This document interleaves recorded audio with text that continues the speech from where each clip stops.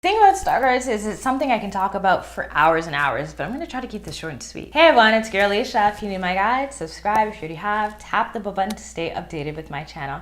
Today I'm going to share with you an update to my Stargardt story and also treatments and cures, because I've been getting so many emails over the last 2 months about that. And whether you are young, old, freshly diagnosed, or have been diagnosed for years, a lot of you have asked me what's going on in the scientific world as far as treatments and if there's a cure for Stargardt. So I'm going to share that with you today. And if you're more interested in one or the other, I will timestamp either or, because if you don't care about my Stargardt stories, that's cool. You can just skip right to the treatments and the cure and vice versa. So let go. Here's my quick update on my Stargardt story.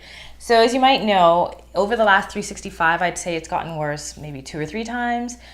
One time was in November, which I've already mentioned on this channel. I'm not trying to bring up the past, but I was triggered. And usually when my vision gets worse, I'm triggered by something, by a situation and happenstance.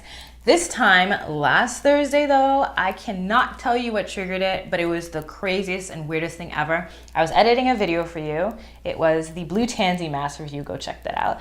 And literally while I was editing it, it got darker. And it was like 1:30 in the morning. So it wasn't like the sun went down. It was like my eyes just got darker.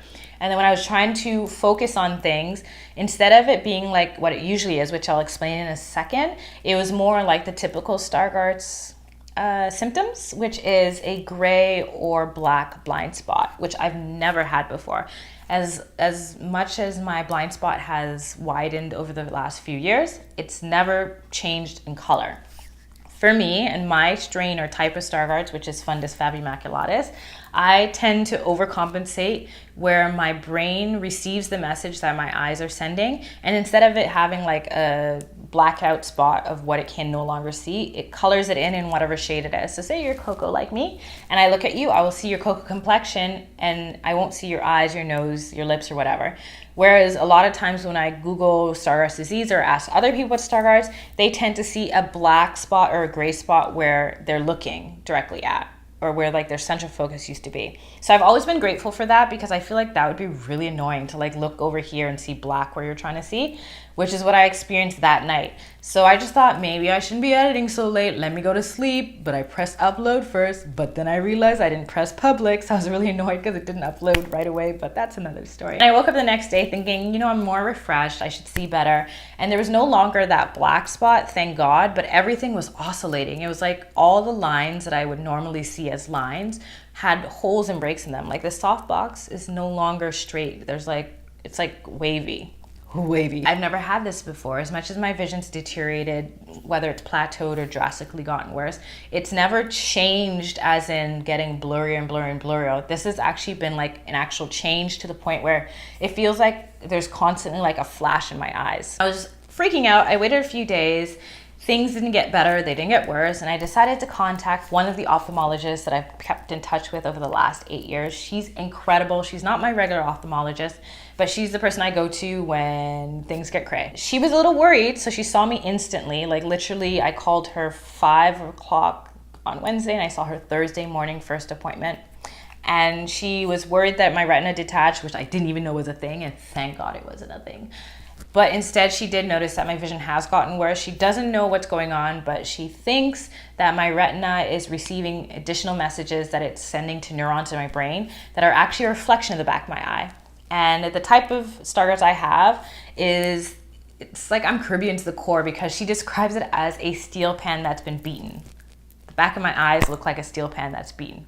True, Auntie again. When she explained that, I was like, yeah, that's what it feels like, because when I look at anything nowadays, because it hasn't gotten better since I've seen her, it looks as if everything has dots around it, which is like that beaten metal kind of look that she described. And like as I'm looking at the camera, there's also like flashes coming to my eyes, which is really weird. I've never had that before. So that's my update, and let's quickly get into the treatment. As far as I know, as I'm speaking, hopefully by the time I upload this video, it changes, there is no cure for Stargardt's disease. There is research that's currently going on that seems to be very promising, 2 of which are stem cells. So one is gene therapy, where they actually help to fix the misspelling of the ABCC4 gene, and that will prevent further deterioration. I think that's great for people that are newly diagnosed or young people, because it's going to stop and halt the lipofusing from eating away at your macula. But if you're so far gone like myself, it's not really what you're interested in. You're more interested in the stem cell, where they actually implant stem cells into your macula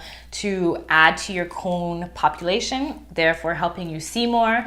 I've been in touch with a few people that have participated in the phase 2 of the research, and it seems very promising. A few people have said they spent their life savings and haven't seen any results. So that's a little discerning, but hold out hope. You never know. Something that I have tried as far as treatment goes is more technological treatment. That's the Eastside Eyewear.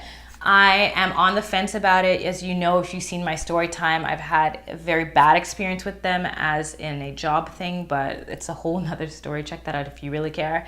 So I'm gonna be honest, I'm jaded when it comes to that company. As much as I see it as a great technological advancement in the future, right now it's not something that I need or would invest in. $20,000 for something that doesn't work as well as I think it should, for a company that didn't treat me the way I think it should.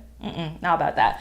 But if you think it's something that's going to help you function day to day, help you see someone's face, read a newspaper, see a street sign, if you're confident enough, go for it, because it is something that is very eye-catching. It's pretty large, it's pretty heavy. After about 20 minutes, it will weigh down on your head. It has a big box that helps you zoom in. The camera is pretty incredible because it's a Sony camera, so the resolution is pretty good. So if it's something where you think you will get use out of it for that amount of money, go for it. I am not against it. I just don't think it's for me. Then more of the ancient herbalistic stuff. I have tried acupuncture. There's a video on this channel that I'll link down below on my vlog of acupuncture, which I did for 2 weeks last May. Very interesting experience. It hurts me that it didn't work as well as I thought it would, but it hurt more physically because they poke your feet. And I never thought needles in the feet would hurt as much as it did. I think it's worth a try. Anyone who's 2200, so legally blind or worse, I think you should definitely try it. Give it a, just see how it works. When I first did it, my eyes got better by a little bit and then they got worse. And I just think for the amount that I paid, I wouldn't do it again, which is why I haven't updated you on it since. I've also went to an energy healer last February. It was a craziest experience. It was pretty cool. I was super relaxed after because he literally pulled chi from my arms. Like, it was painful. It felt like electricity stinging. I can't describe it. He also put a pair of wooden goggles over my eyes and he threw what I would call incense, but probably wasn't incense, in a component that he set on fire. And he's like, keep your eyes closed. And I'm like, sure, bro. That was pretty cool. Saw no results. He also gave me some pellets to take away. 2 times a day, which I took in Mexico. You didn't know your girl was taking supplements in Mexico. And it was supposed to help activate the kidney functions to remove waste from the eyes. I haven't seen any results yet, but who knows? Those are all the things that I know about. If you know anything, share with the community down below. I hope you guys enjoyed this video. If you did, let me know by hitting the like button and subscribing. By doing either of those things, it helps get the analytics up on this channel, which helps get the word out. And I think it's very important with videos like these that more and more people get to know whether you are someone living with Stargardts, newly or oldly diagnosed, or a friend, family member, lover of someone with Stargardts. It's very important to discuss these things and create a sense of community. Yeah. Anyways, I hope that you're having a great day. Thank you so much for tuning in, and until next time, love and later.